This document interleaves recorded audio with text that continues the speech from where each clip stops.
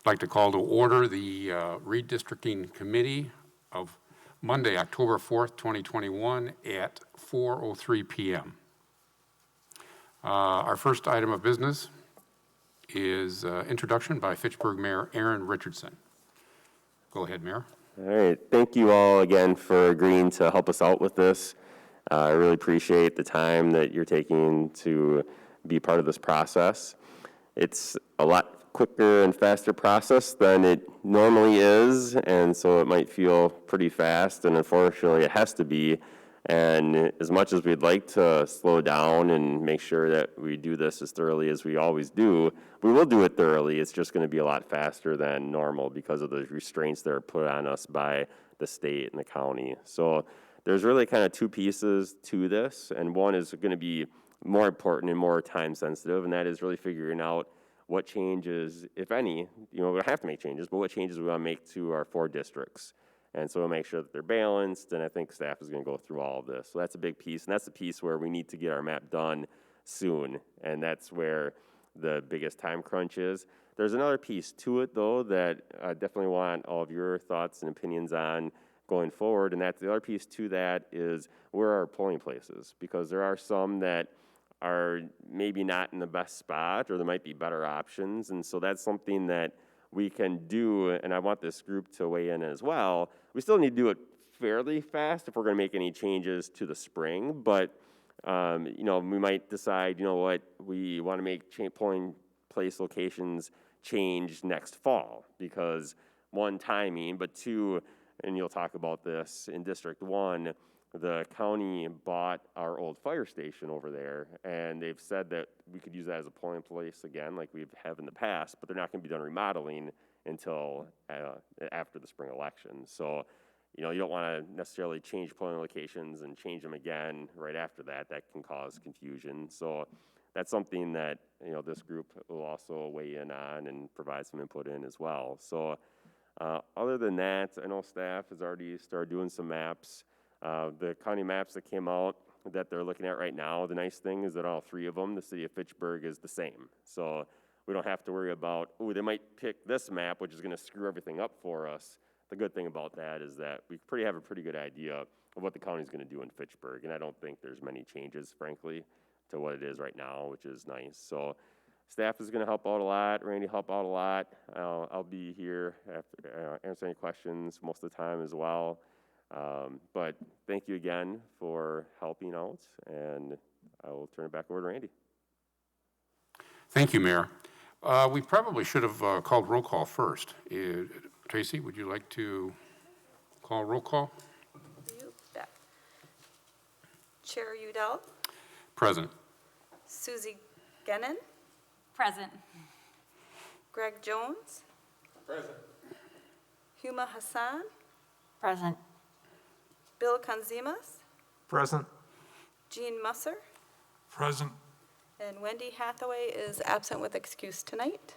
Others present were Mayor Richardson, our community development planner Wade Thompson is present, our city administrator Chad Brecklin is present, and myself, clerk Tracy Oldenburg. You do have a quorum. Very good. Thank you, Tracy. Moving on to the next item, item 3 on our agenda is the review of basic regulations, and we have overview of guidelines, and then we have the LRB guidebook. Do I turn that over to you, Tracy, or? Sure, just a brief overview. This information is in your packet, and you probably would have had a time to look it over. We won't go over the guidebook, but just kind of information on the redistricting, that it is a 3-step process. Step 1 starts with the county. They have 60 days to submit each municipality a tentative plan. Right now we have 3 maps that they are looking to finalize on October 14th. So step 2 for our work is we adjust our boundaries with the proposed county district plan. Our tentative date of adoption is November 2nd.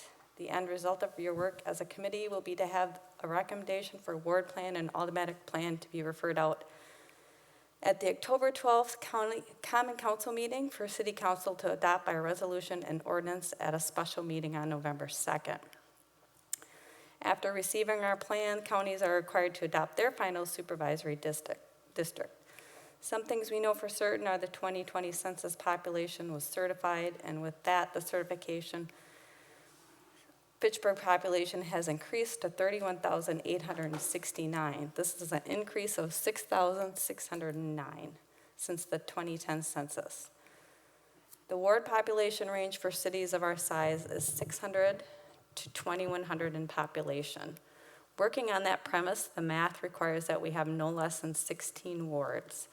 Currently, we have 19, with a ward of 20, which at present, nobody lives in that ward.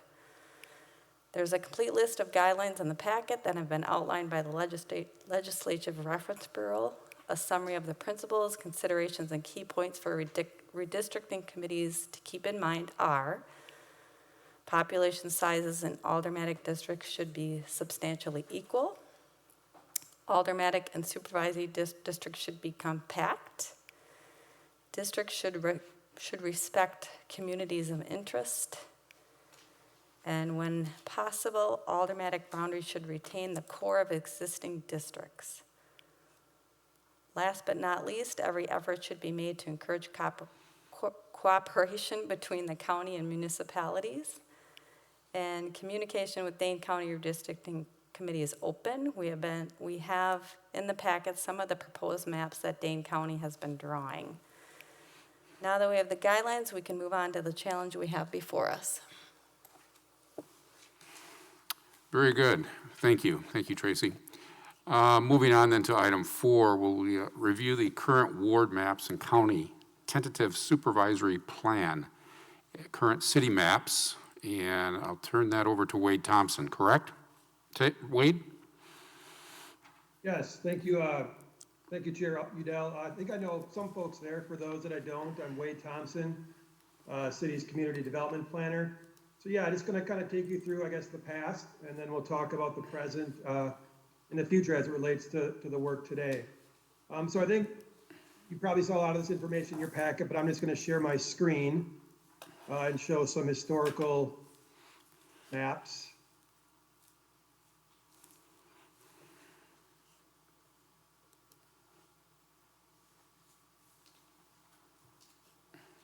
So again, hopefully folks can see my screen, but this is our currently enacted ward plan as well as aldermanic district plan. And just to kind of give you a context, though wards comprise alder districts. So generally speaking, in 2010, we had 4 to 5 wards per alder district. Now there can be variation in ward population, as Tracy mentioned, from 600 to 2,100, but where the rubber hits the road in terms of law is that our 4 districts, our 4 aldermanic districts, must be fairly close in terms of equal population. So I'm just going to focus on that right now. So if you see, again, these are alder districts from 2010. You see a very close range of basically 25% of the city's population. At that point in time, it was about 25,000 plus, so we had about 6,000 plus people in each aldermanic district. So this is the current makeup. Again, in 2010, 4 wards in District 1, 5 wards in District 2, 5 wards in District 3, and then District 4 is kind of our largest district by geographical area, and that also entailed 5 wards. And I believe to Tracy's point, there is maybe a 20th ward that's not showing up on here. I think it's somewhere up in here where my cursor is, but again, no residents currently in that ward. So maybe there I'll just stop and take questions on, I guess, 2010 plan or kind of, our historical wards and aldermanic districts per 2010.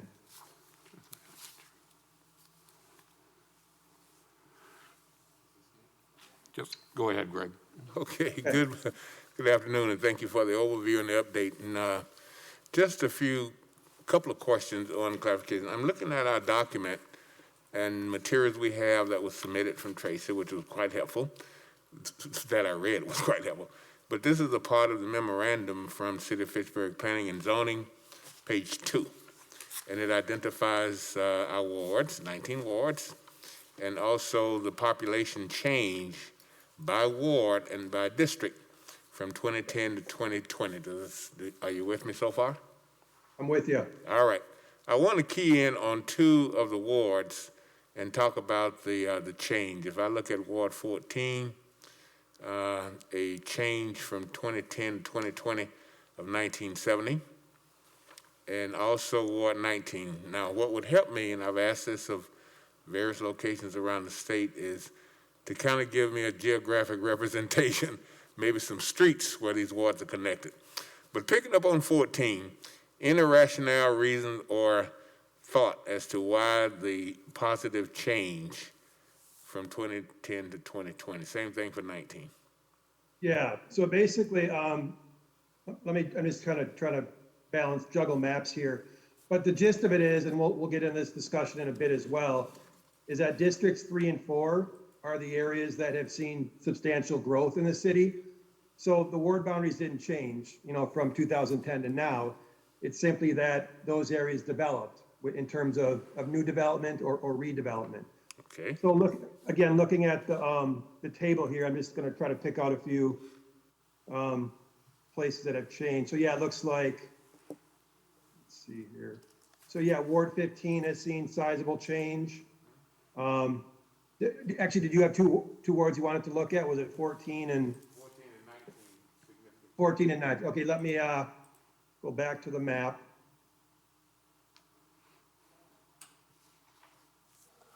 So yeah, Ward 14, I believe this is our McGaw, or Fahey Fields development. McGaw Park is kind of in the area down here, if folks are knowing where that is.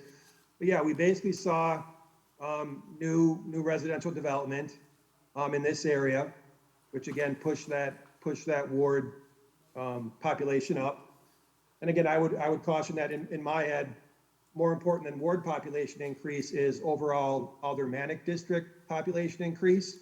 And they're obviously tied together, but I'll just kind of throw that out there. Ward 19, similarly, is another area that experienced growth in our city. If folks are familiar with the Stoner Prairie development, just west of the Verona Middle and Elementary School there out on Lacey and Seminole Highway, kind of in this area, we did see growth out there as well. So generally speaking, when you're seeing change in terms of increases in wards or districts, that's reflective of new population growth since 2010. Does that address your question? I heard you, even though you thought I wasn't paying attention. I got it. Thanks. Gene Musser, go ahead. When I looked at the Census Bureau data by census tract, it reported the change in racial makeup of the districts as well, the tracts as well. Are you going to be showing that eventually? Yep, we'll have some options that'll show basic demographics. Yep.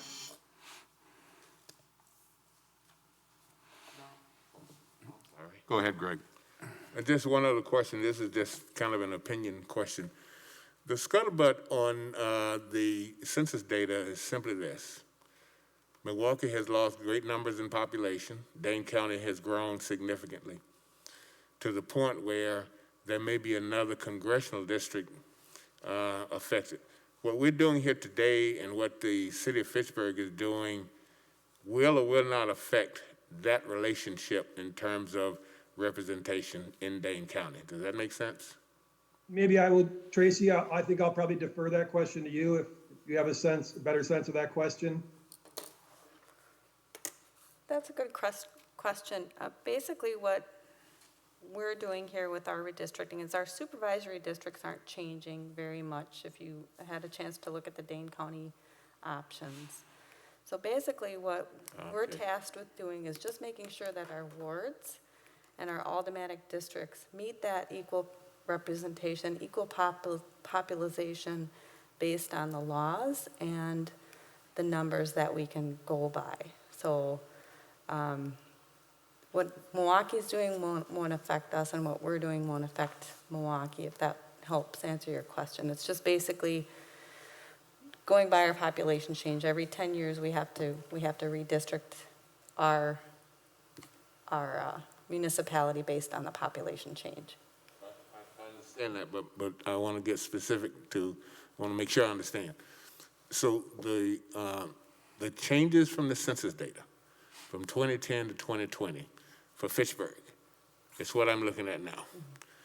If the numbers change statewide at the congressional level, not necessarily the supervisory level or the county level, it could mean that Dane County would have another congressional district. And my question initially was, what we're doing here today is only for Fitchburg, not affecting the other levels.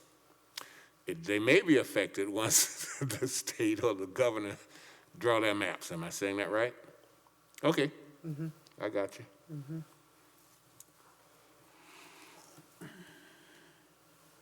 Additional questions? Okay, hearing none. Actually, Chair Udell, if I could just maybe segue into the county Yes. district, was that also part? Okay, yep. Perfect, go So- ahead. Yep, and I don't have the map on the screen, but I will try to generalize. So currently, again, 2010, if people can follow my cursor, county supervisory districts kind of went Ward 1 southern boundary, Ward 2 southern boundary, Ward 3 southern boundary, Ward 5 southern boundary, Ward 6 southern boundary, and then jogged up. And then kind of made this 45-degree angle up and out of Fitchburg, picking up the eastern boundaries of Wards 10 and 11. So that was the current county supervisory districts. And what we have to do as a city is make sure our ward boundaries match that county supervisory district. So the idea is that you cannot have wards that cross into or cross over that county supervisory boundary. So that's why you see the southern border for a lot of these districts as it is. So bear with me. I want to show you now the current county's proposed districts. One question here, Wade. So the county supervisory districts, is it basically McKee Road? Let me throw that back up there. Yeah. Yeah, McKee Road, and then it kind of does this jog, which I don't know the exact street names, but those are essentially Yeah. census blocks, and then runs up North Fish Hatch. Okay, Yeah. all right, Yep. all right. I saw it. Thank you. Yep.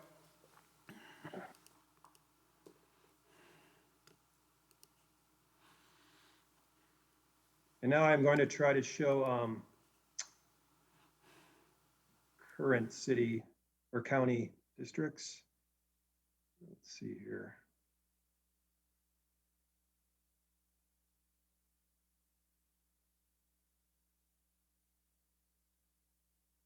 Well, maybe I'll have to hold off on that. I can show them when I show our city draft maps. I'm not able to get online and show the current county boundaries, but I can certainly show that as we start discussing our map options.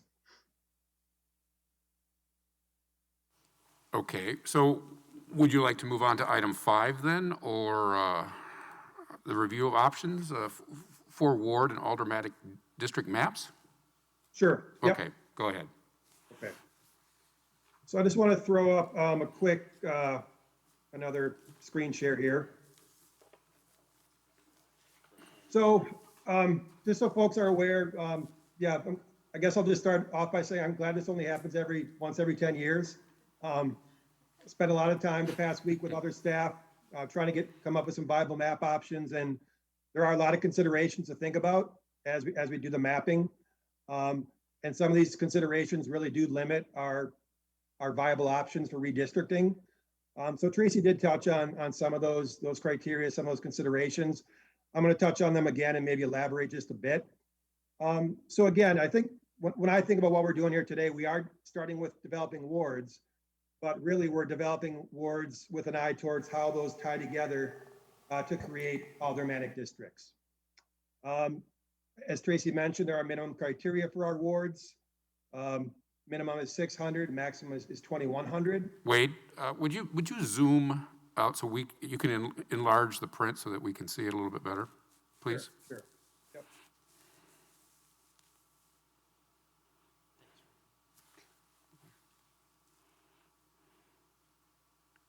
There you go. Does that work? Perfect. Thank you. Okay.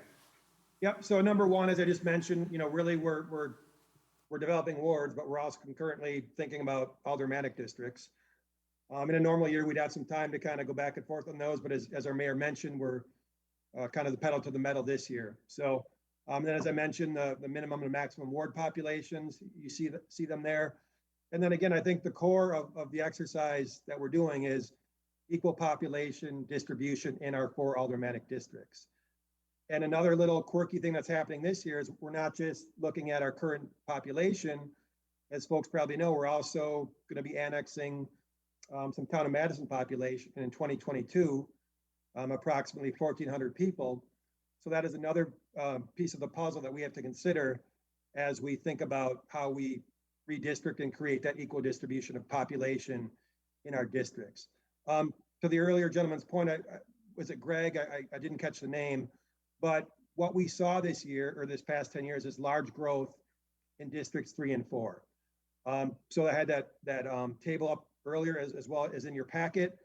I think just looking at those numbers quickly, District 3 and District 4 as of the 2020 census had approximately 8,100 to 8,300 people in those respective districts, whereas districts 1 and 2 had 6,800 and 6,400. So what was once equal in 2010 is now incredibly disequal. So essentially we need to redistribute that growth from districts 3 and 4 equally among the whole city. And not just that, we need to also think about that town of Madison population and where that goes. And we'll talk more about that. So I guess what I'm getting at is change is inevitable. There will need to be changes based on growth and based on town of Madison annexation. All that being said, as we've undertaken this initial mapping effort, we have tried to maintain what I'll call the core of existing Alder districts. Number 5, Tracy mentioned it. We'll talk more about it, but we do need to be consistent with county supervisory districts.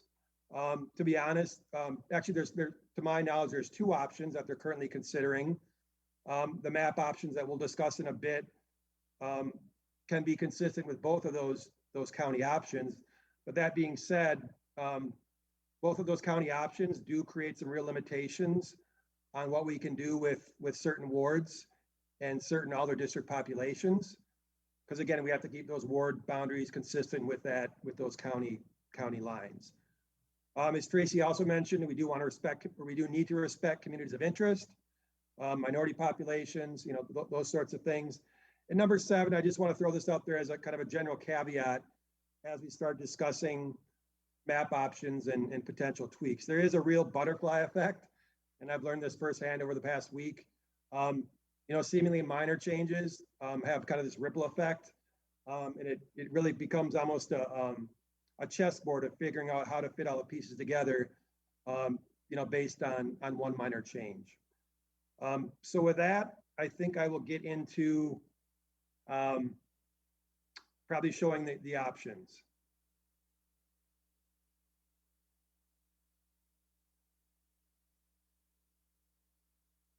So my goal, to be frank, was to prepare 3 options for your review today. I thought I had 3 viable options. Last minute, earlier today, I realized one of the options was not consistent with the county supervisory districts. I thought it was, and it wasn't. So we currently have 2 options. Certainly, if we have some time, we can create a third for review. But Wade, I'd like to interrupt for just a minute. Chad Brecklin has a question. Wade, before you go into our ward map, would you mind, you have a map that shows the proposed county supervisory districts? That may be helpful for the group to see what those limitations are that you're working with as you were drawing these maps. Yeah, Chad, I wasn't able to access that, but I can ID that on this map.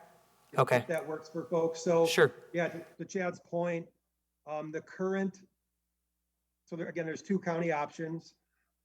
It basically follows the 2010 one. So along McKee Road, if people are following my cursor, jogs up, and then, but instead of shooting up on North Fish Hatch, as it did in 2010, it juts down and then runs through a lot of this county land that's not, there's nobody there, public land, nobody's living there, parkland, and then kind of juts. So the first option is what I just said, and then it juts up north like this. So basically, again, kind of as people are following my cursor, kind of like that. Now the second option is what I just showed you, but instead of jutting up here, it runs east-west to pick up this little piece of property here. Do people have any clarification on that, or are they generally familiar with what I just described? Is that uninhabited property, that last line you drew there? Yeah, this is Uninhabited. all. Yep, this is all what's called the Capitol Springs E-Way, so it's just kind of wetland, environmentally protected land. But that is a relevant point that we'll get into discussion about, is the fact that this area is very low populations make options to create wards very difficult. Because again, if folks remember, we need a minimum of 600 people in a ward. And we can't have ward boundaries that cross this line. So the way that county drew the line, I think in 2010, there was no line here. So our wards could cross over this thing. This year, we can't do that.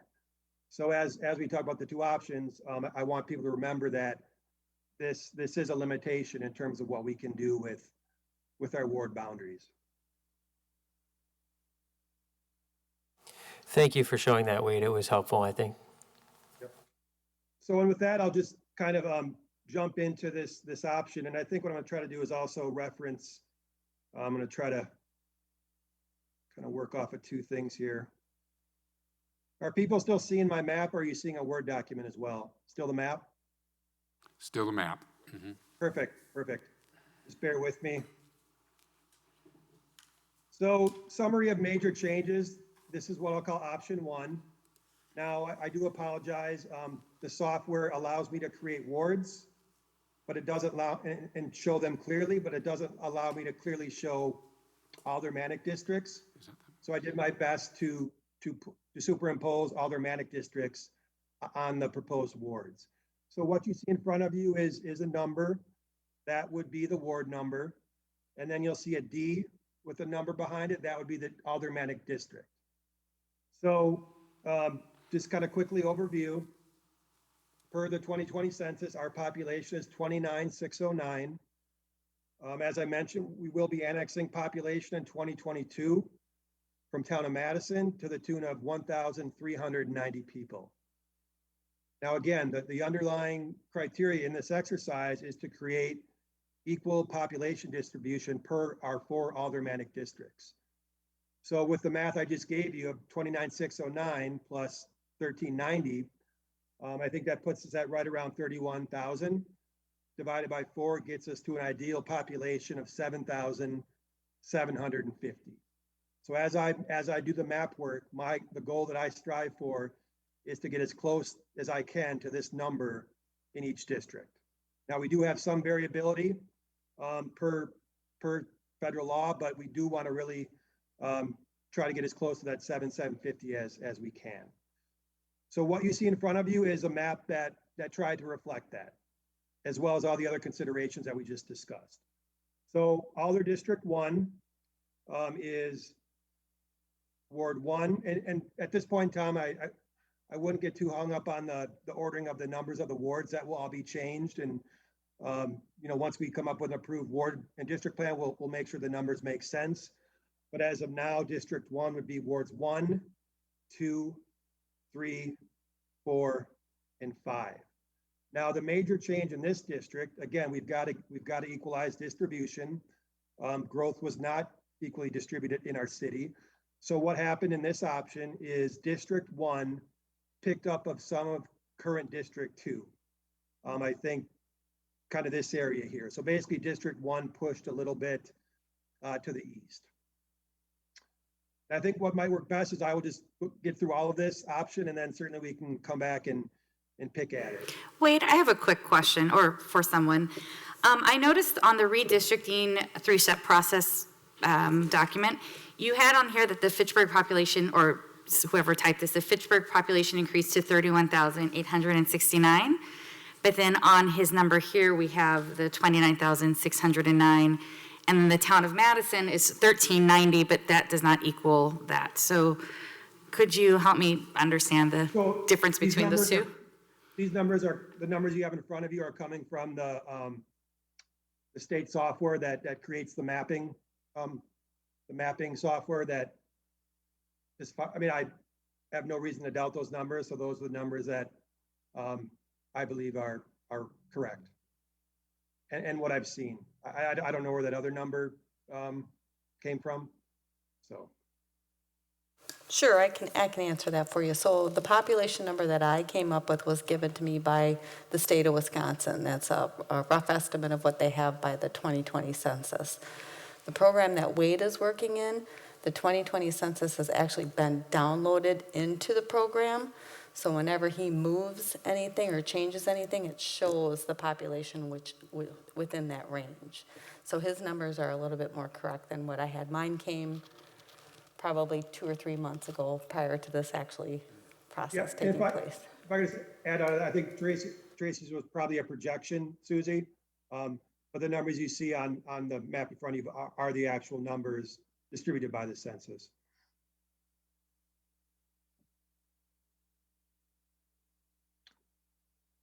Okay, so so moving on to District 2, again, we strive to get that as close to 7750 as we could.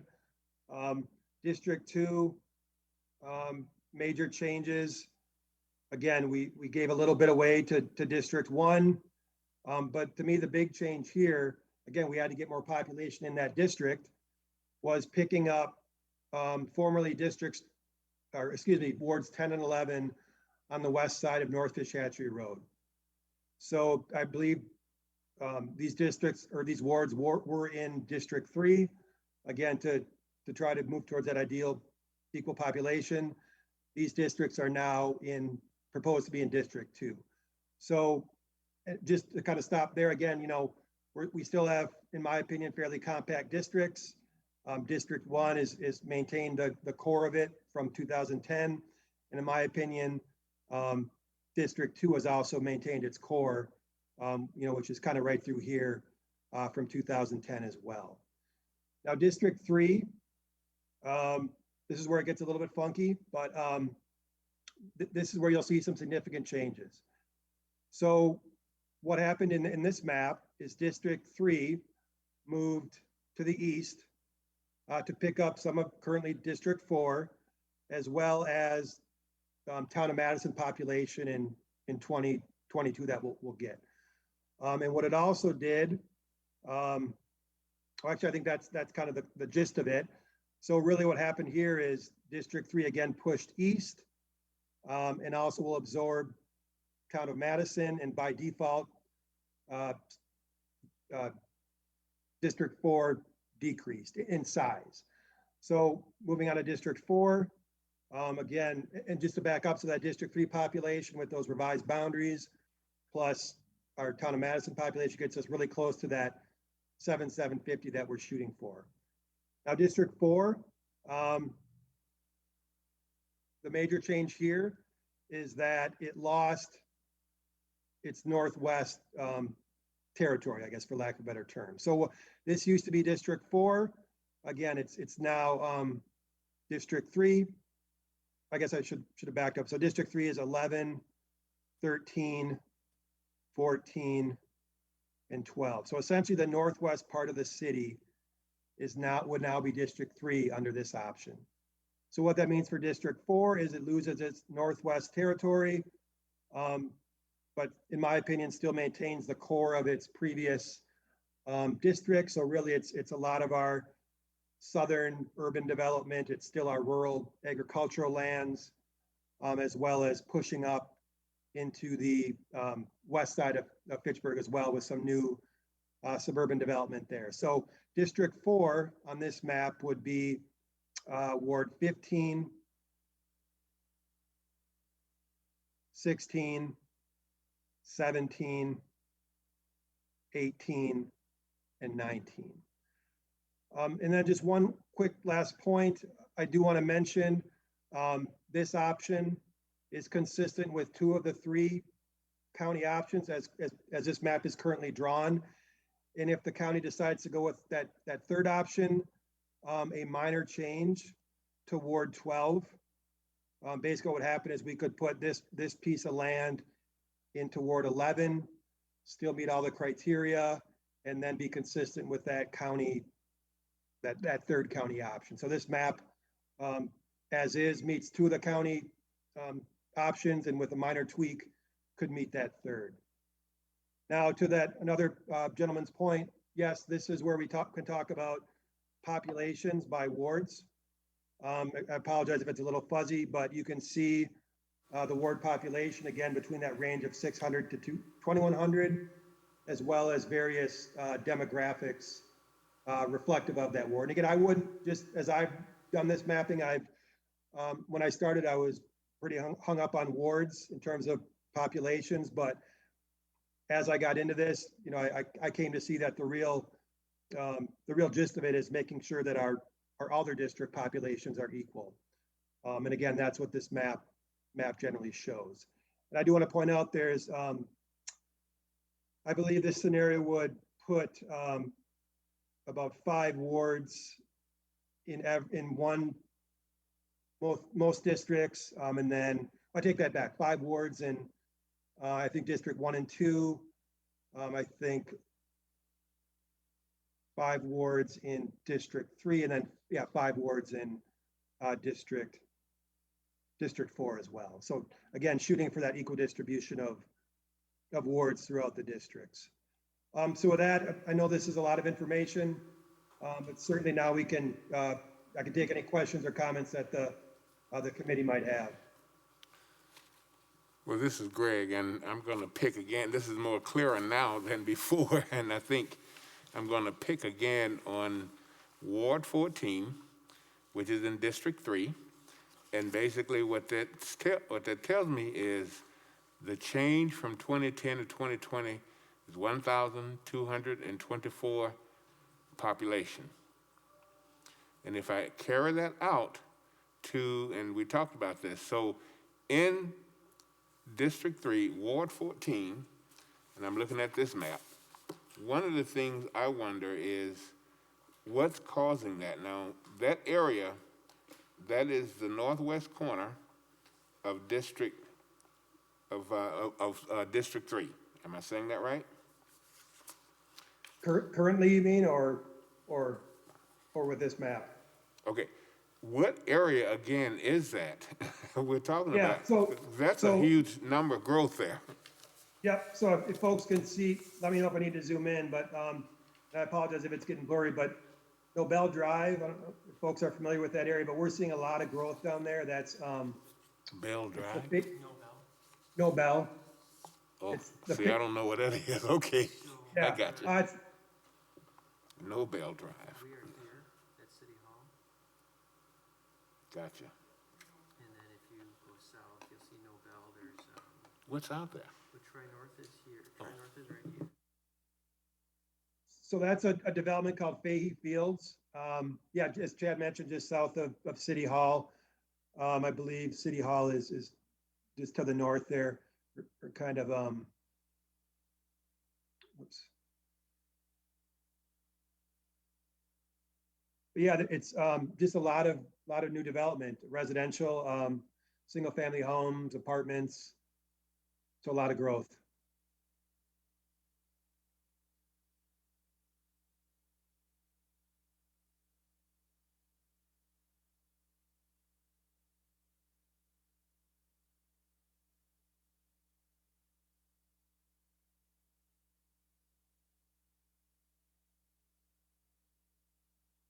Any other questions or comments on option 1?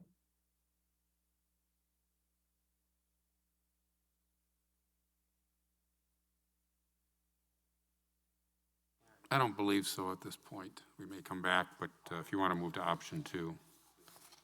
Okay.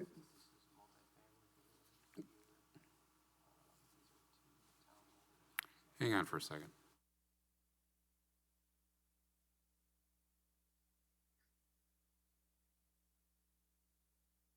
Now, you can move on to option 2, Wade.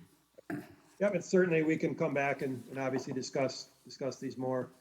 So option 2, probably a bigger change than option 1. But again, wanted to give the committee some real distinct choices here. And again, this map really is dictated by those county draft supervisory districts. So again, kind of beginning with some of the statistics, same goal here. We have same population, same future annexation population from town of Madison, same ideal target. So you can see we're really close to that target with our various districts. So just quickly summarizing what's going on here.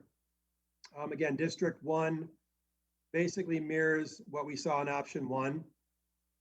It pushes a little bit to the east, takes up current District 2. District 2, again, I think is relatively, I think is similar to what we saw in option 1. Kind of the middle of the city there, kind of that, right down the middle, also picking up those wards on the west side of North Fishhatchee Road. So kind of this thing here. Now, District 3 and District 4, again, are seeing some major changes in this scenario. I'm going to start with District 3. Now, in the previous scenario and in, kind of the existing district plan, District 3 goes all the way up to the city's northern border. In this scenario, it gets pushed south to encapsulate, I'm just going to zoom out here.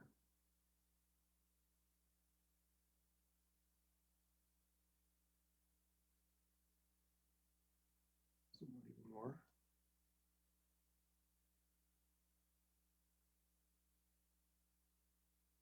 You know what, I think I'm going to zoom to the whole page. Hopefully, if folks can't see this, let me know. But I think that'll be most helpful at this point. Okay. So District 3, again, I think traditionally kind of extended, up in here. With this option, it does get pushed south. So wards 11, 12, 13, 14, and 15. So kind of this big chunk in the middle. Again, pushing significantly south, also getting pushed south. But again, try to, again, really reflect those equal populations. That would be a proposed District 3.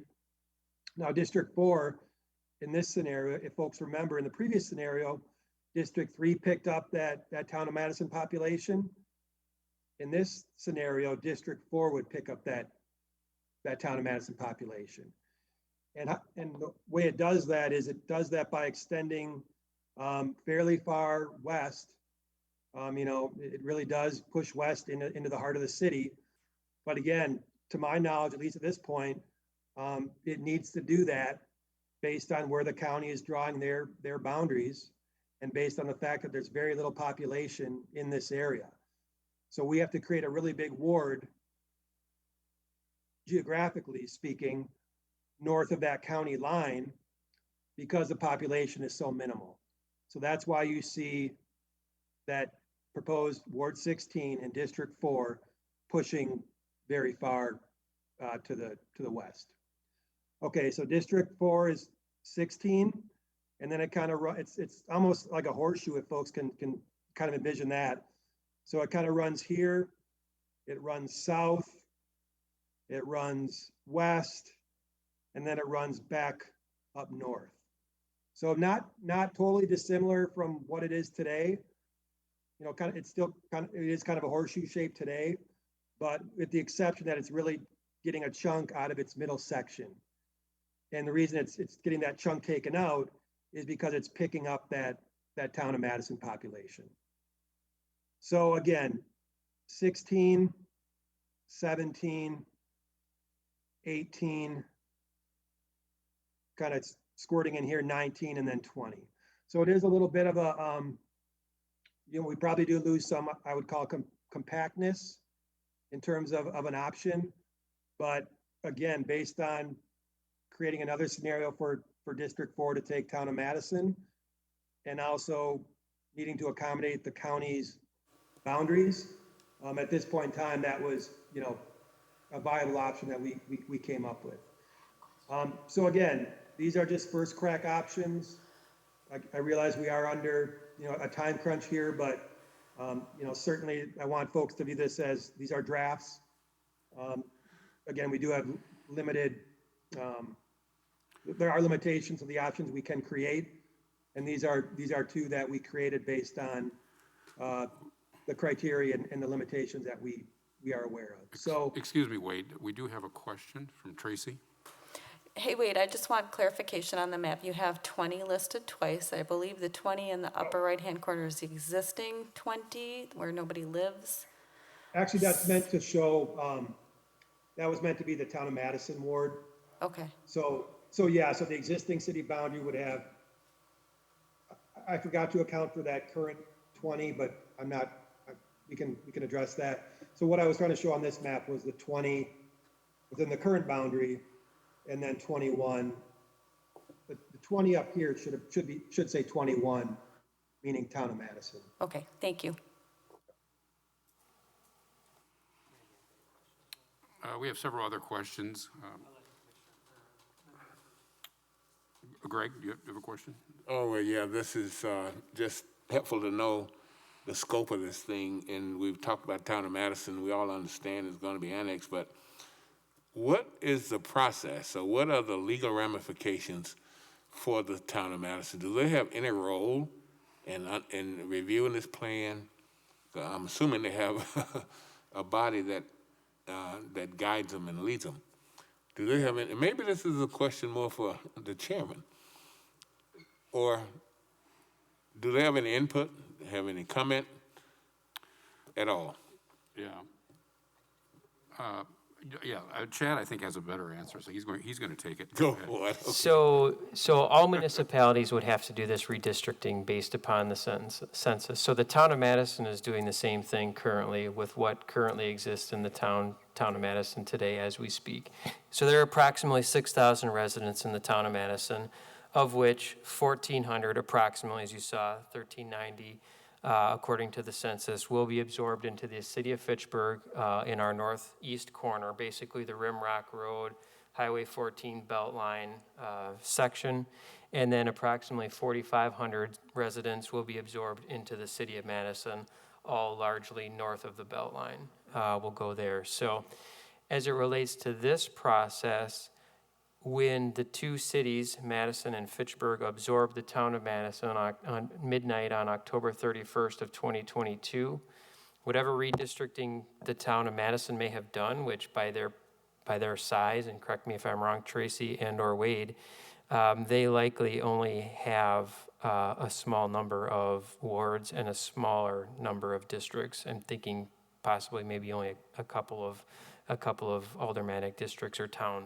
board seats in their situation. So ultimately, we'll talk about the 1,390 residents that will come into Fitchburg on October 31st, 2022. The town will cease to exist at that point. So there is no level of input that would be afforded for the town of Madison at that point. And town is doing their own redistricting now, much like we wouldn't weigh in on the town of Madison's redistricting that's going on and have any sort of influence. They also would not have any influence within ours. We have checked with folks at the state level to confirm that we are able to plan for the absorption of the town of Madison, and they said that that is perfectly acceptable to do. And we think that based on the fact that by the time the council ultimately approves a map here in early November, it's then now less than a year before the town of Madison residents will be absorbed into the city of Fitchburg. So we do think that it seems to make the most logical sense to account for them now instead of throwing one of the districts way out of population equilibrium once the town residents are absorbed into Fitchburg. So hopefully that answers your question. Good answer. Thank you. And maybe one related point, I just want to be clear too, that this option also does meet the three county options as currently proposed. So as I just described it, it meets what's called county option A. If the county decides to go with their option C or G, basically this line would go away. And District 16 would kind of end, or Ward 16 would end here, and 17 would pick this up. So again, this map was crafted to easily fit into any of the two county scenarios that are currently being discussed. We have another question. Go ahead. I have a question. I'm not sure who this is directed to, but I am wondering, this redistricting process is valid for 10 years, is that correct? And if there is increasing population growth in, let's say, I don't know, District 4 or whatever the district will be, and it becomes, let's say we get 1,000 more people, in the next 5 years in Wayland Road, let's say, that district will remain out of balance for the remaining until 2030. Is that correct? Correct. Mm-hmm. Yeah. It's similar to what we're going through now. They've been out of balance for some time, but unfortunately, I think, Wade, you'll agree, we don't have that crystal ball to try and understand where the growth will take place. I mean, we do at some level, but there's no guarantee. Yeah. Yeah, if I could just add on it, that's a really good point, a really good question, and a really good point. The town of Madison annexation that's illegal. That's going to happen. That's written into legal contract and legal documents. So that is assured. Development, even though we plan stuff and we plat stuff and maybe even houses get built, God forbid we have another recession, but that development potential could dry up. So we can't be making, we can't be distributing districts based on development speculation, but we can make it on an assured annexation that will happen in 2022. We have another question, Wade. Chad Brecklin. I'll just, before my question, I'll just add, we were actually cautioned against planning for growth into our ward maps because of the fact that it may not materialize, or it may take longer than what has been identified. So, and then the question I have for you, Wade, is: are we planning in your maps? Did you option out the town of Madison, or if you, as its own ward, in both option 1 and option 2? Yeah, I think that was kind of the premise, is that when we do get town of Madison, that would become the entirety of what we will get would become a ward, either in District 3 or District 4. So it becomes a ward in and of itself. Did I hear that correctly? Okay, so it would be 21? Yeah. Like I said, this is a typo. This should be a 21. Yeah. Okay, all right. Question. In these maps, I don't know if is there any, I don't know how to word this, but are there zones that are deemed maybe commercial zones, industrial zones, that maybe population is more business oriented, where people are less likely to live? And I know that's not, I mean, are there areas that have been zoned that way that have been that way for some time, or some of those types of things? I would say yes, but now I'll let Wade answer the specifics behind it and how he factored in the population. So. Yeah, we do have lands that are designated for commercial use and residential use, but again, we can't develop other districts based on development potential or speculation. Really, what I use to create these maps is census blocks, which are small areas that the U.S. Census creates, and they have population numbers in them. And that's the reason you see some of these kind of funky little boundaries, is those are our census block lines. And most times they follow roads or other easily identifiable boundaries. But really, when you talk about trying to create these wards and these districts, it's based on those census blocks that have those specific population numbers. Bill, go ahead. Question. Thank you. I'm looking at option 2. Yep. Is your mic off? Your mic's off. Oh, thank you. I'm looking at option 2. District 3 and 4. In District 3, on the western side over there, right next to the number 17, D4 there, it seems like an island. It seems it's not contiguous with D3. All of a sudden, there's a D4 there. Why isn't that D4 over? Yeah. Yep, I apologize. Again, in an ideal world, I would have had the districts all shaded or outlined. I couldn't do that with the software. So actually what District 4 does is it starts up here and then shoots down and includes this. So it's a little knockout, and then does include this as well. This is simply a ward boundary. So then it kind of creates this horseshoe all the way. So 20, 18, 17, 16, and even 19 are all part of District 4. So it is contiguous. Does that make sense? It does make sense. I was missing the bottom, the horseshoe component. I understand it now, yes. Yep. Yeah, so this is actually, this is a ward line, and these would be part of the same district. Yep. Any other questions? Hearing none, go ahead, Wade, if you want to continue on, or. Yeah, I really don't have a whole lot else to add. Again, these are two options. Certainly, if the committee wants to see additional options, we can work on that in the next couple days. Again, I would just throw out there that we do have some real limitations. But yeah, we can certainly tweak some of these or come up with a third, potentially, I should say.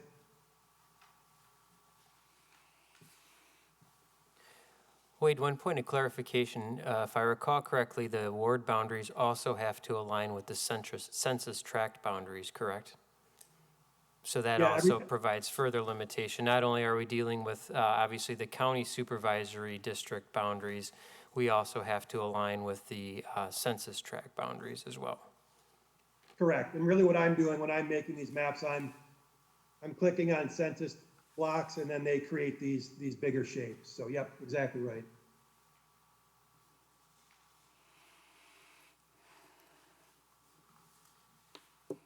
Okay.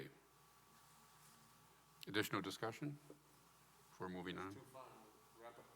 All right, two final wrap-ups on my end, questions that'll help me go forward. Going back to the first statement on the redistricting process, and I don't know if this is Tracy or not, but so what's the time frame for the 60-day caveat the county has to submit? Or, we have the 60-day plan. What's the end point or last date of that 60-day time frame? Does that make sense? The county has 60 days to submit to each municipality a tentative district plan. We already have, is that what we have now from the county, that district plan? We do not. And Okay. Chad may want to elaborate a little bit more on our timeline, that it will not coincide with what the county is doing. We won't have finalization on their map until, I think they vote on it October 14th. Okay.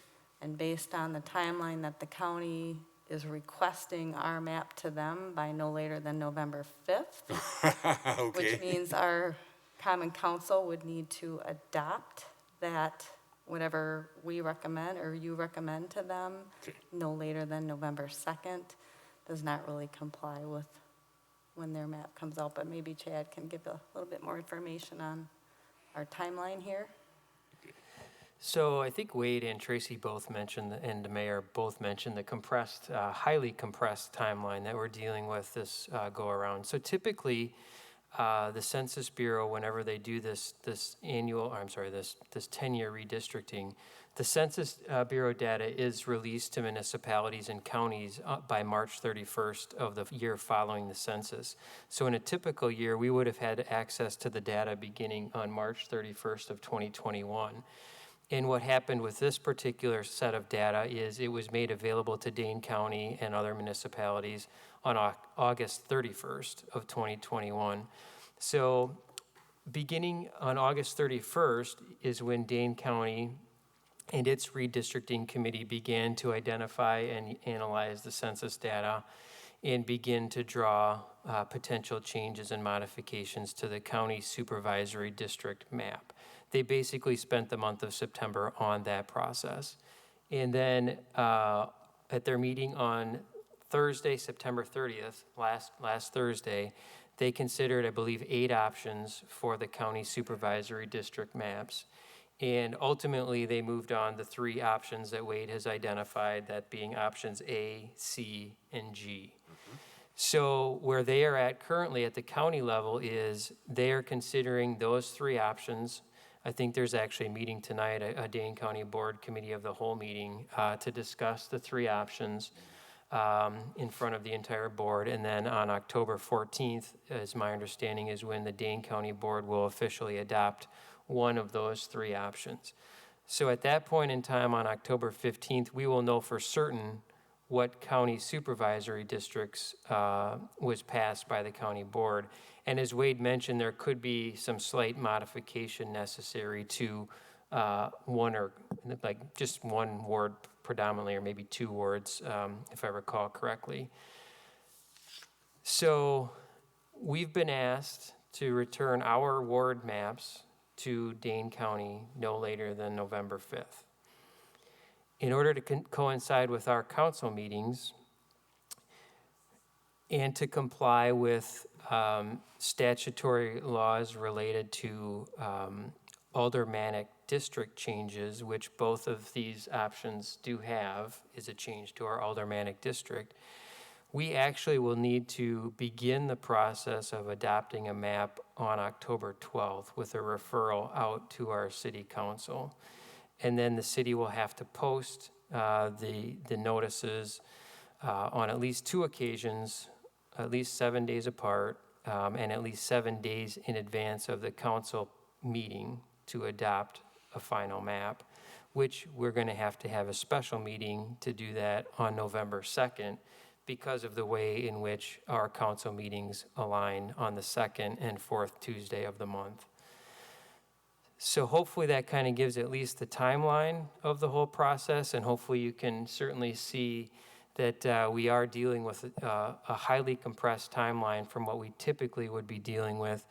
And in a normal process, we would have a much longer time, up to 60 days, to do this process.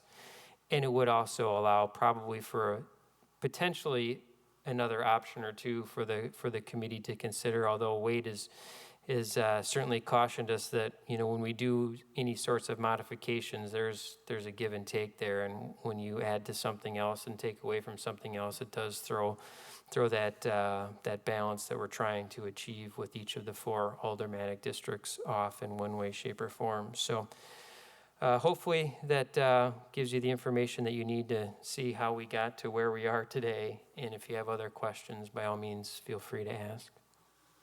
Well, that basically raises my last 2. One is for Wade, and I guess one is for either Tracy or Chad. For Wade, how confident are you in the county's process that they've outlined with the 3 proposals? Are you smiling? I can't see that far. Are you smiling? Do you have a lot of confidence that the county will not change much from the 2 options we went through tonight, and then maybe the 3rd? And then the last question for you all is, I thought state law required that municipalities hold public meetings on redistricting. You can correct me if I'm wrong. If I'm not wrong, I didn't hear Chad talk about meetings of the community, informing them of this process. I'm done for the day, y'all. Yeah, I'll just quickly answer your first point.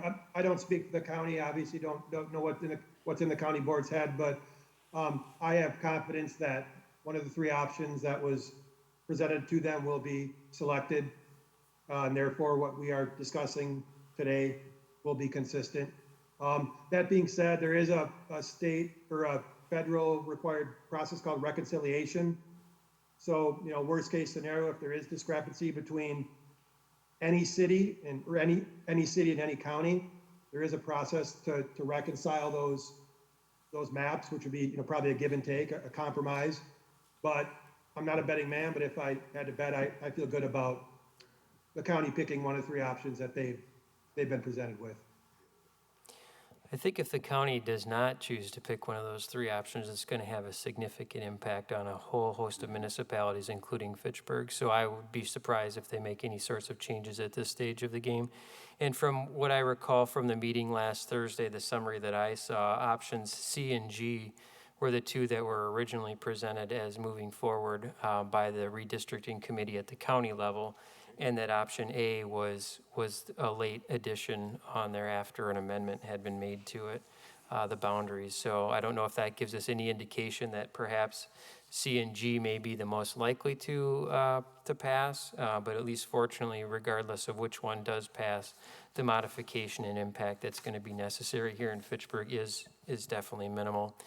And then, Greg, to answer your question about public input, yes, we want to try to encourage as much public input as certainly as is possible. Hence why we have this redistricting committee put together as one way to try to gather public input. Each of you are representing an aldermanic district. Some of you are representing rural Fitchburg specifically, and I think one of you is a member at large as well. These meetings are publicly noticed. They are being broadcast by our local FACT TV channel. They are being recorded for rebroadcast. And I think at some point, assuming that this group will meet again, perhaps this week, there would be opportunity for public comment for an appearance. We could certainly agenda that. And then in advance of the council action on the meeting, there certainly would be opportunity for public comment as well. Only to that one, because I know there's a lot of fervor and a lot of community interest in redistricting this time. First time we've had a redistricting process after the Voting Rights Act has been, in my opinion, is this public? You said this is a public meeting? Decimated. My point is that I would like to see, as part of this process, not only do we advertise and we publicize these kind of meetings, but we offer the community an opportunity to come and hold a special public meeting so that we could describe it to them, inform them. They can make the choice to come. But I would push forward that we attempt to hold just a community forum and not necessarily a meeting like this where we, well, let's get some meat on the bone first before we do that. But I think it would embellish our community. It would enhance their belief in government if we do it. And I'm willing to work with the city to pull off a public meeting in the future at some point. Do we currently have a public meeting set up anywhere within this process?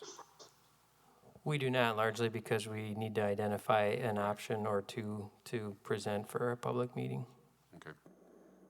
I would say, I guess, the only thing is we don't have a meeting set up specifically for this. I think there are going to be some opportunities at a council meeting for people to weigh in, but it's not a standalone meeting for this. So it's not ideal, but there are. But based on that, Greg, would that be sufficient as far as during a council meeting for them to, for the residents of Fitchburg to express their that could be a forum, but I think we would want to promote it, present it, and inform the community well in advance of that meeting. So let's assume that we pick, I don't know, January 13th. Then I think we should begin promoting it in late November, that kind of a thing. So I think there are community groups that would certainly be a part of it, and community individuals who would certainly welcome the opportunity to just learn. They may not, I'm not asking them to draw maps. Right. That's your job. But the point is to inform them about the process and what the city is doing would be very, very welcome, I believe. But you're asking for after we establish the boundaries. Right. For the information. Yes. Correct. Right. So just want to make sure we're clear. Yes, Gene, go ahead. So I have another question. I see the race numbers here, but my question would be, when you've reassigned District 1, have you, and I guess also District 2, have you changed any districts from, I assume they're not majority districts at all, but have you changed any from minority influenced districts? Because it looks like District 1 may dilute the minority population somewhat. I haven't done the math on those, but maybe you could Yeah. respond to that question. Yeah, to me, that's a interesting question, because, in my opinion, I think at some level, we probably diversified District 1. I guess you could say diluting, by diversifying or diluting, I guess it's some semantics. I understand your point, what you're saying. I guess I would look at it as diversifying District 1 in the truest sense. So. Well, they talk about wards and districts as being minority majority or minority influenced. And then the next beyond that is the minority no influence, basically. That's called cracking, I think is the term for how the districts are drawn. And I just wonder whether that's the effect in District 1. That would probably take some analysis. That Yeah, certainly wasn't. That's what I mean. That's what I was asking for. Yeah, well, I can't give that to you now. That would probably take weeks of analysis. But, certainly, again, my overlying intent in these options were to create equal distribution of populations. And that, yeah. So. Well, not to fuss about it too much, but, one person, one vote requires, among other things, that racial minorities not be disadvantaged in the process of finding population equality. I understand compactness is very important, but so is the racial distribution of districts. And Fitchburg has an approximate, 17% Hispanic population, 11% African American population. So it matters, it's going to matter to somebody that those numbers be reasonably represented as part of the way the ward lines are drawn. And I know the way the population is distributed through the town, it makes it hard to do that because the minority populations are concentrated in a couple of areas. But it doesn't mean that there shouldn't be an effort made to be sure that we at least have minority influenced districts. Yep. Wade, do you know if demographic information is available from when the 2010 redistricting was done? I don't know if I don't think there's anybody that was involved in the city redistricting process in 2010 is currently with the city at this point. You mean comparing 2010 to 2020 in terms of demographics? Correct, yes, yep, that's exactly the question. Yeah, I know it's there. Again, it'd take probably some weeks to compile and analyze, but certainly we could do that, yep. Hopefully not weeks. Bill, you have a question? Just one more comment. The gentleman, I'm sorry, I don't know your name with the hat on. Greg. My name is Bill. I'm Greg, yeah. I really appreciated the comments you made, and the whole concept of cracking, which you brought up, is something that we need to be very sensitive about. And one of the best ways to demonstrate that sensitivity is by asking people to come in and take a look at what this looks like. Even though we're somewhat limited by the number of options we have, we know that because we've got the data and we've had a chance to have the conversation. But people out there will be receiving this, and it's just nice if they have their day to weigh in. And it might not change anything, but it provides an opportunity that is important. And just another thought on that, certainly all valid points, but District 1 is probably a good example of, there needs to be additional population going in there. And to my knowledge, there is no additional population to go in there that's of a community of interest, meaning sometimes the numbers aren't just there. And if we have to grow a district and certain people don't live in areas contiguous to that district, I think that's a consideration as well, so. That's where compactness becomes a problem.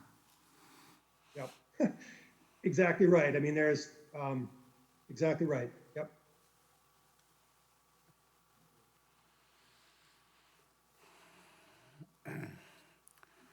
Okay, wait, what is our next steps here on on the agenda then? So just maybe one thing that I'd like to propose, if the committee is okay with, I really would like to take a stab at this option 2 in terms of making a District 4 a little bit more compact, to use the word we just talked about. So I potentially, again, I can't promise anything, but if we are meeting in the next couple days, I could bring back a third option. But, beyond a third option, I don't know what else I could produce in a short amount of time. But I'll throw that out there for committee consideration.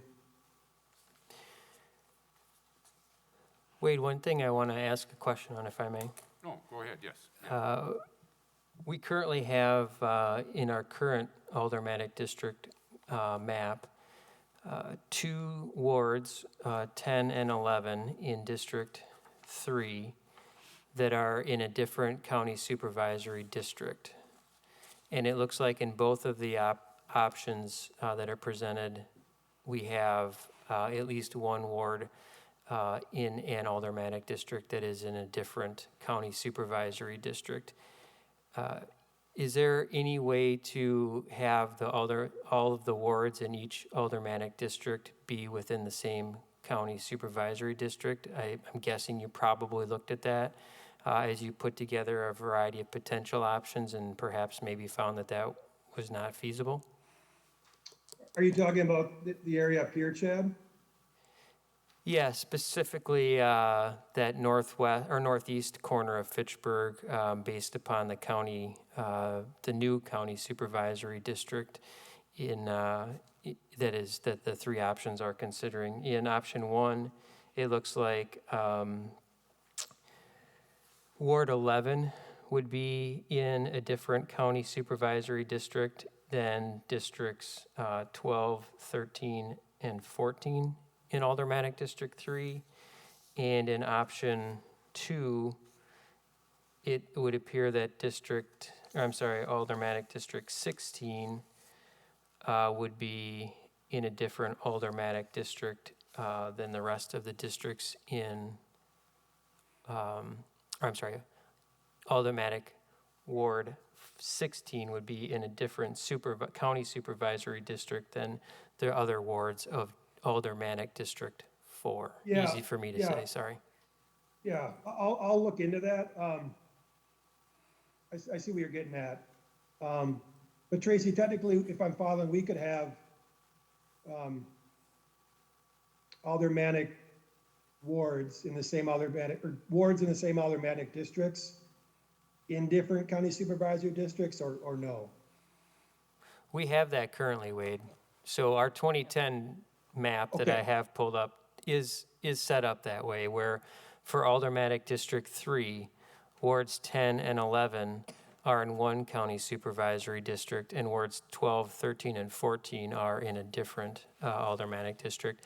And actually the same applies for District 2, in that wards 5, 6, and 9 are in one Aldermanic district, and wards 7 and 8 are in a different county supervisory district. If I'm changing out those terms, my apology, but basically I think you see what the point is. So clearly it's allowed, and in some regards you're not going to be able to avoid it in order to keep census tracts intact. But I just wanted to confirm for the commission members here, plus the public, that has been a consideration that has been taken as we've put together some of the options. So you're just pointing out that was a consideration, not to move in that direction? Well, the question that I had was to Wade is if he had an opportunity to move the ward boundaries so that didn't happen, and if he did have that opportunity to allow him to confirm that it was not achievable to have each ward or all wards from each Aldermanic district in one county supervisory district. Okay, I'll let him answer that question. Yeah, based on my initial map work, I wasn't able to achieve that goal. Yep. Thank you. Okay, I've got another question or comment for Wade. go ahead. Wade, as you're considering additional options, I'm curious if we could take a look at an option that kind of does something a little bit different with District 1 in particular. When I look at option number 1, it looks like Ward 5 and Ward 6 actually split a neighborhood potentially there using Dolly Drive. And I don't know if, it doesn't appear as though that's a census tract because it looks like Ward 4 and Ward 5 in option number 2 are split up a bit differently. So I'm curious if a map that looks like more like option 1 yet has District 1 option from map 2, if that makes sense to you. So basically, what I'm suggesting is the District 1 composition in option 2 could make up a third, be the start of a third option, to kind of take a look at what that does from a population and demographic standpoint, and doesn't break up that particular neighborhood. And again, if it's aligned with the census tract, then let me know, but it doesn't appear to be. Yeah, no, I understand, Chad, I can explore that, but just to your earlier point, every line you see on the map is a census block line. So that's kind of my dictate in terms of, I start with that unit of analysis and then I grow up, but every line on the map is a boundary of a census block. Yeah.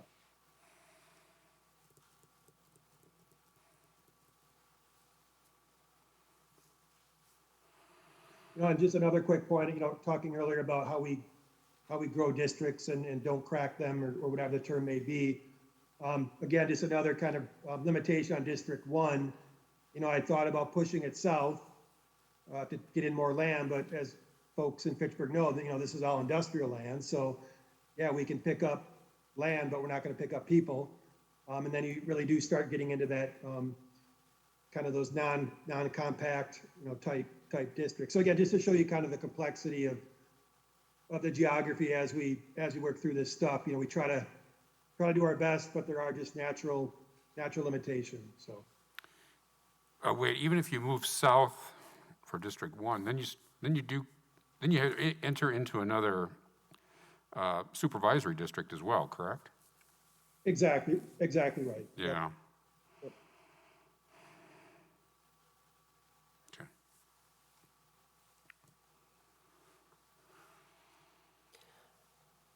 I was going to make a joke I had here before I started this redistricting, but I'd be lying. I didn't. So.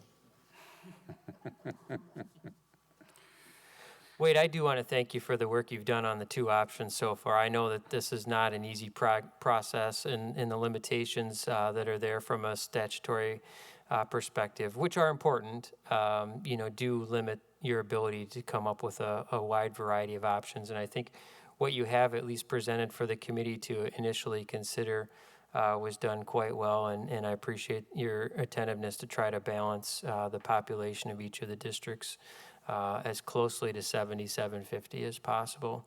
And Chair Udell, I might make a suggestion that perhaps we could see if there's any sort of preference at this point that the commission may have on the two options that have been presented, and then any other additional work that they would like to see Wade perhaps accomplish either through an additional option or other sorts of information that they would like to try to compile in advance of another meeting.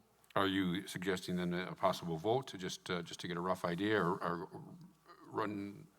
No, really just discussion. I don't think there's any need for a vote, but maybe at least just to kind of get kind of a feeling from the commission if they have kind of a direction on how they might like to see additional maps or options presented. If they have, I think Wade's presented a couple of notable differences in the way that the aldermanic districts have been constructed in these two options. And I think that if there's a preference for how one of them was constructed, i.e. option 1 seems to have the aldermanic districts more geographically aligned northwest for District 1, central part of the city for District 2, more northeast part of the city for District 3, and southern Fitchburg in District 4. Whereas option 2 has District 1 northwest, District 2 also central, but then you get kind of more of a south central feel for District 3, and then you have kind of west, south, east for District 4 in that horseshoe pattern that Wade had mentioned.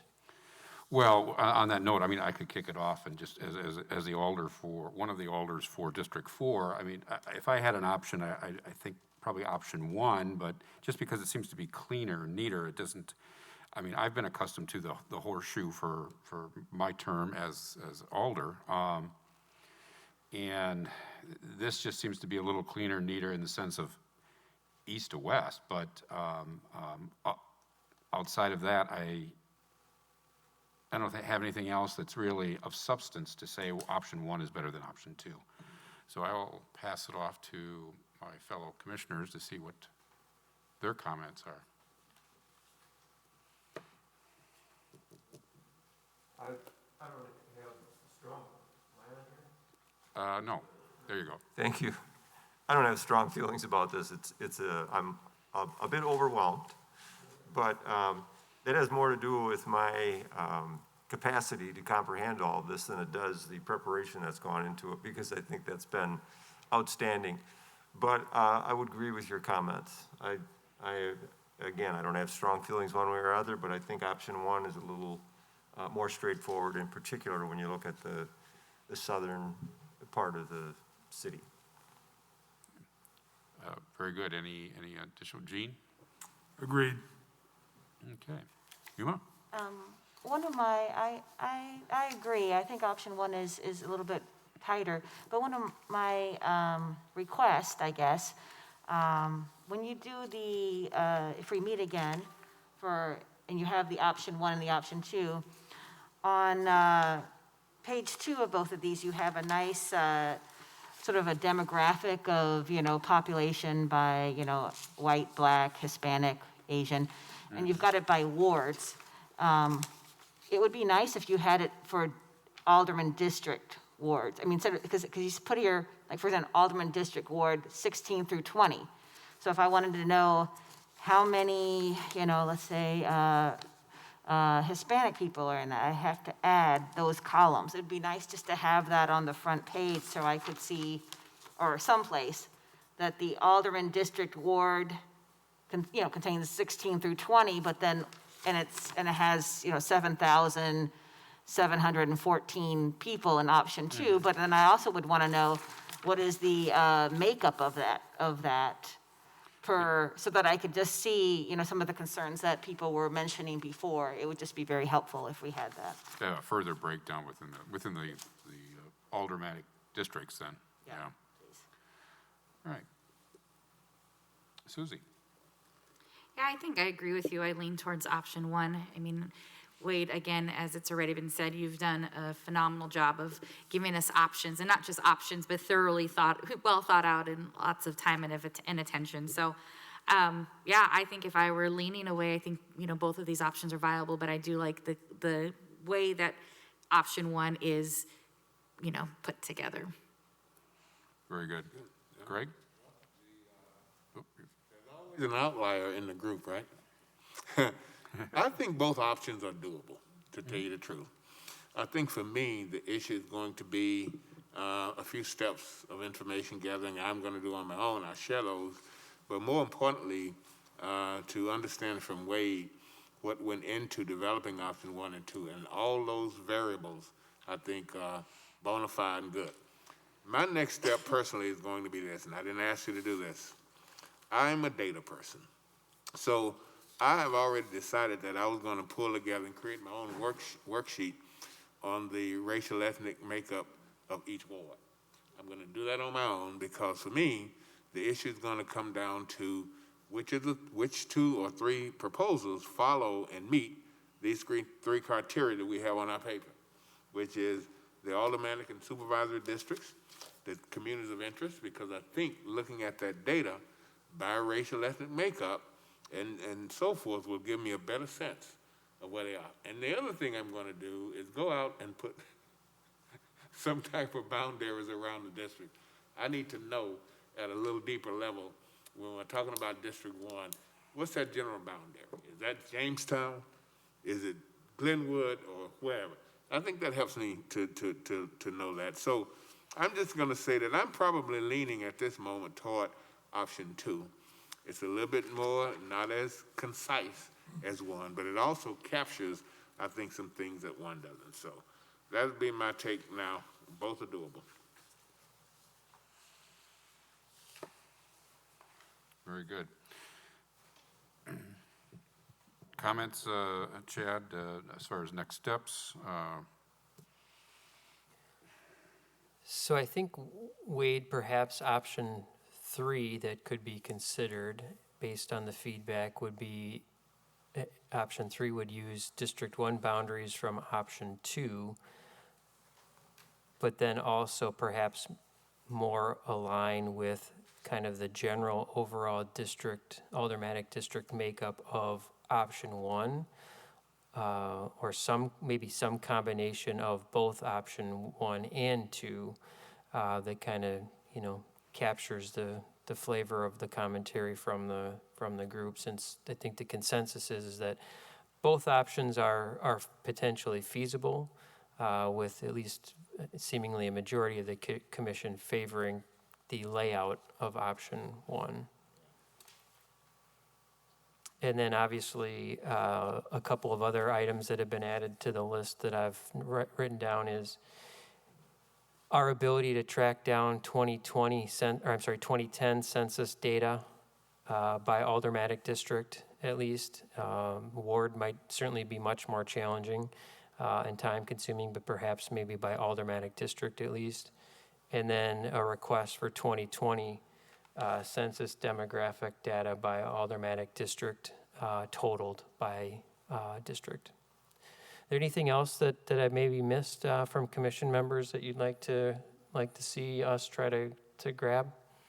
I believe, I forgot, what is his name? Greg? Greg mentioned the possibility of doing a public forum. Is that something that we need to discuss now, or is that something that maybe discuss later? Well, I think the public forum side, as far as input goes, input is likely going to occur at a city council meeting, just because of the highly compressed timeline that we are under. To build on what Greg has suggested is, if I understood correctly, would be some sort of public meeting or forum after the map has officially been adopted by the city council, which would at least convey to the public the process that was used and answer questions and those sorts of things. So if I have that correctly. Well, I would say that's something we could take up at our next meeting or future meeting, not necessarily today, though. Okay. Additional questions, comments from the board, committee? Hearing none, we should probably discuss the next date as far as meeting. And I think with that, I will turn to Tracy to establish another time to meet, for this committee to meet. Sure, thank you for that. So there's a couple factors to consider when it comes to meeting again. One is Wade's timeline on being able to accomplish what we've asked him to do. The second is based on our needing to have our work done by the end of this week in order to have our ordinance. Aldermanic districts need to be adopted via ordinance, and part of the state statutes requires that that ordinance is posted at a regular council meeting. So all the verbiage needs to be put upon the October 12th council agenda to be referred out to the special meeting for adoption on November 2nd. Part of that is a public hearing that will take place on November 2nd. That needs to be published in the paper 2 weeks prior on the 19th and the 26th. Based on those dates, I would say that our work needs to be done and your recommendation needs to be done by the end of this week. According to the doodle poll, looks like a majority of you could meet again on Wednesday this week on the 6th. Start time would be 3 p.m. However, the caveat to that is we would need to be done by 5 because there are some budget hearing meetings going on at 6. So based on that, your availability on Wednesday, the 6th at 3? I'm going to comment on that. That's a Okay. very tight timeframe. I know I'm chairing that meeting Wednesday evening. So we need to make some decisions within, what, an hour and a half, 2 hours? 2 hours. 2 hours? I mean, it's certainly doable, but it doesn't leave us any wiggle room, let's put it that way, if we want to go beyond that. Yep, and we could try to meet again maybe that Thursday or Friday based on, I think the main thing to think about is Wade's workload and the possibility of him being able to accomplish this by Wednesday. Wade, I'll let you answer. Yep, no, that's fine. I could accommodate Wednesday or Thursday. So whatever works for the committee. I would offer we schedule the meeting on Wednesday, and then we can determine how much progress we make on Wednesday in that time frame that we have available, and determine if we should schedule additional meetings at that point in time. Does that sound reasonable to the group? I guess my only thought is that if you're going to need to meet again, do you want to tentatively plan a Thursday or Friday meeting now, just so people have their schedules clear versus less than 24 hours? Right. Do we not also have to have a certain time to announce that we're having a public meeting? I mean, so if we don't finish on Thursday, what is that time period for, if we don't finish on Wednesday, what is it, the timeline for Thursday meeting? Is it just 12 hours, 24 hours? Be the 24-hour posting 24, law. so we do have enough time to, Correct. okay. We could simply notice both meetings now, and then if the second meeting is determined to be unnecessary, it would just be canceled. Okay. My guess is we'll be able to finish Wednesday. Very good. Any other comments? Okay. No, just one clarification. I think this is a Tracy question. So the goal is to, the dates help me a lot, is for this committee to complete its work by recommending a ward plan, an aldermanic plan this week. Am I saying that right? All right. Then the city council would take it from there at the next upcoming meeting. So for the upcoming meeting, this is also It would what I actually mean. it'd be referred out at the 12th October 12th. to be acted on November 2nd at a special meeting. For purposes of the committee, this committee, we need to do A, B, and C on Wednesday or Thursday. And what is that A, B, and C?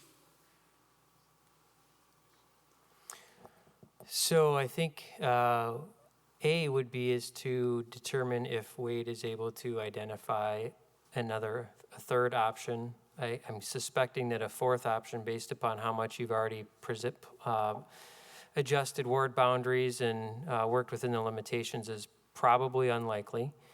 And if we've identified that that third option gives us enough options to consider, and that ideally we have the demographic information from 2010 as well as the 2020 information tabled and labeled out, and potentially also trying to solicit some additional assistance from staff to help more clearly define the aldermanic district boundaries, I think could also be helpful visually as well. So we'll certainly have some work to do from a staff perspective, but I think ultimately A, B, and C is take a look at option 3 that Wade is likely to present, and then evaluate the demographic data, population data, and other relevant information as it relates to the aldermanic districts in each of the 3 options.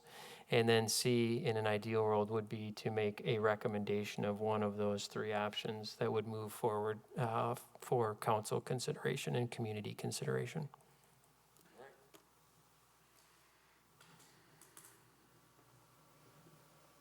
So we would need a motion, if there isn't any other questions, we need a motion and a second to meet on Wednesday, October 6th at 3 p.m. And then again on Thursday, if needed, October 7th. And I don't think we determined a timeline on the 7th. Anybody like to place that motion? So moved, Musser. Do we have a second? Second. Second. Any further discussion? Hearing none, all those in favor signify by saying aye. Aye. Aye. Opposed? The ayes have it, motion carries. Moving on to announcements, any additional announcements? I don't believe there are. Do I have a motion to adjourn? Motion to adjourn. Second, Second, Musser. discussion? Those in favor signify by saying aye. Aye. Aye. Very good, the ayes have it. We are adjourned at 5:44 p.m.